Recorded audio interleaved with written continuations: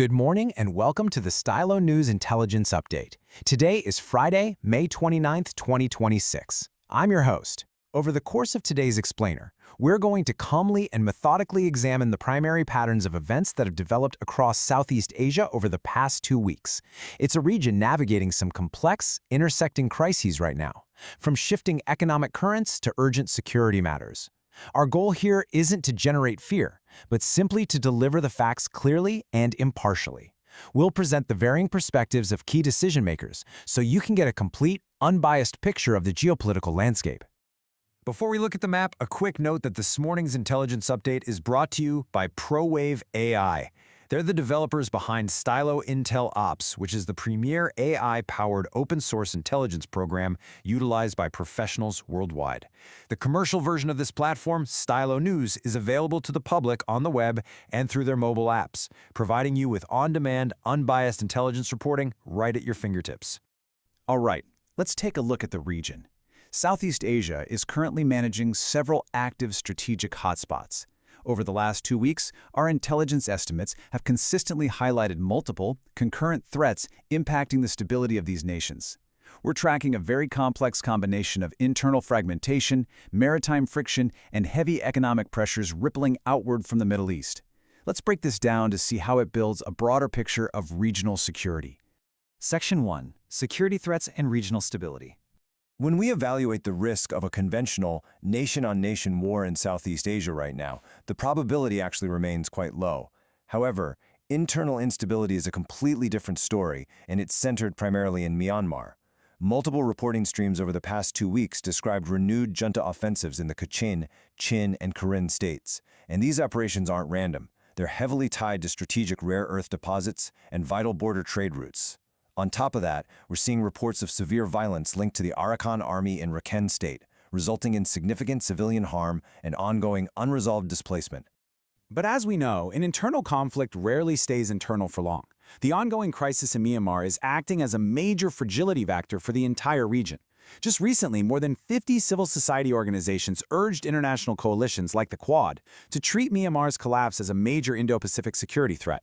The spillover effects are very real and palpable for neighboring states. We're talking about heavy refugee flows, cross-border insecurity, illicit arms movement, and an increase in transnational crime that's directly affecting Thailand, Bangladesh, and India's eastern borders. Shifting our focus from the land out to the sea, we're tracking a persistent maritime challenge. In the critically important waterways between Singapore and Malaysia, specifically the Strait of Malacca, there is a continuing criminal threat of sea robbery. Now, this is a vital strategic choke point for global trade. The Malaysian Defense and Security Research Institute did recently note that multilateral governance and joint patrols are helping to manage the situation, which is a positive step. But any maritime insecurity here remains a direct threat to economic stability and freedom of navigation for the whole region. Section 2. Energy strain and economic shifts. As we transition from geopolitical security to the economy, we really have to look at the severe energy strain disrupting local markets. Global conflicts are having very immediate, very real local consequences here. The ongoing Iran war has induced significant fuel shortages and oil price spikes. Thailand, for example, is facing rising business costs, and that's prompted a massive 400 billion baht credit package. Across the region, this economic strain is causing disruptions in transportation and agricultural supply chains. And compounding all of this, Southeast Asian nations are feeling the pressure of global bond sell-offs driven by U.S. Treasury yields. This raises some broad concerns about national fiscal stability and future growth prospects. This economic strain is perhaps most visible in the maritime sector. Right now, up to 10 million Southeast Asian fishermen are facing what's being called a triple crisis. This demographic is getting squeezed by 3 massive forces all at once. First, you have soaring fuel costs directly tied to Middle East conflicts. Second, severe resource depletion driven by climate change and El Niño whiplash effects. And third, persistent geopolitical tensions in the South China Sea. This presents a serious socioeconomic challenge, and it's going to require urgent, coordinated policy responses to prevent a collapse of local livelihoods. Meanwhile, the commercial landscape is shifting rapidly. we're observing aggressive regional expansion by Chinese electric vehicle manufacturers across emerging markets in Southeast Asia. This is fundamentally challenging established players. South Korean automakers, like the Hyundai Kia Group, are responding directly by localizing battery production and expanding their EV lineups just to maintain their competitive edge. At the same time, South Australia has initiated a major trade delegation, their first in nearly a decade, to nations including Thailand, Singapore, and Vietnam. They're capitalizing on the region's expanding middle class to promote premium food and beverage exports, signaling a clear economic pivot to diversify their trade dependencies. On the technology front, Amazon Web Services just announced a monumental infrastructure investment in the region. We're talking $33 billion. This massive influx of capital is aimed at expanding cloud and AI capabilities across Indonesia, Malaysia, Singapore, and Thailand to boost regional GDP and tech employment. However, it's very notable that the Philippines was strategically excluded from this particular initiative. That decision is highly likely to spark some serious national discussions regarding their own domestic digital infrastructure and investment climate. Section 3. Public Sentiment and Perspectives.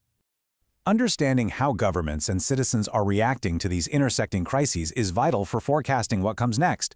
We're observing a very clear contrast in strategic approaches to regional stability. The United States has seemingly deprioritized strict freedom of navigation enforcement.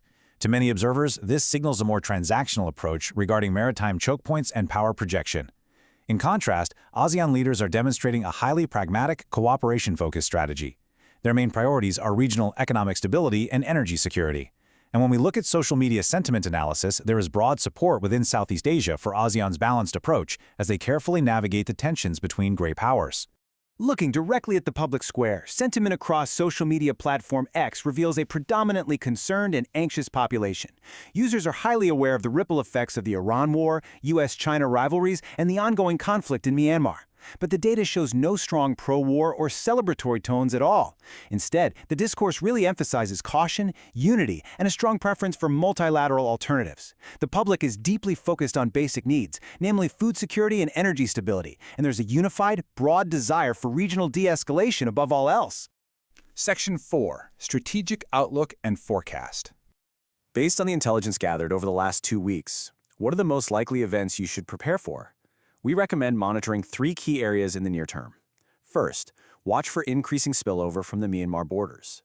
As internal violence continues without a resolution, expect higher refugee pressures and an uptick in cross-border illicit trade. Second, keep a close eye on the ongoing shifts in the technology and automotive markets.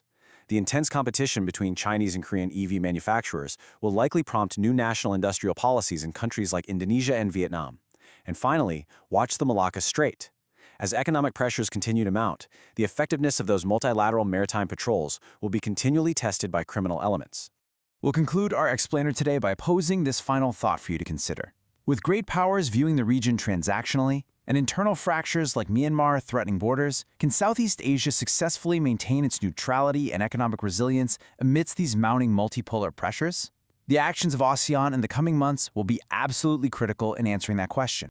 Thank you for joining us for this early morning intelligence update. If you found this explainer valuable, we highly encourage you to listen to the full, comprehensive audio podcast on your favorite channel or just by following the link in this post. To receive continuous, AI-powered news and intelligence on demand, please subscribe to Stylo News by visiting www.stylonews.com. I'm your host, wishing you a highly informed, secure, and productive day.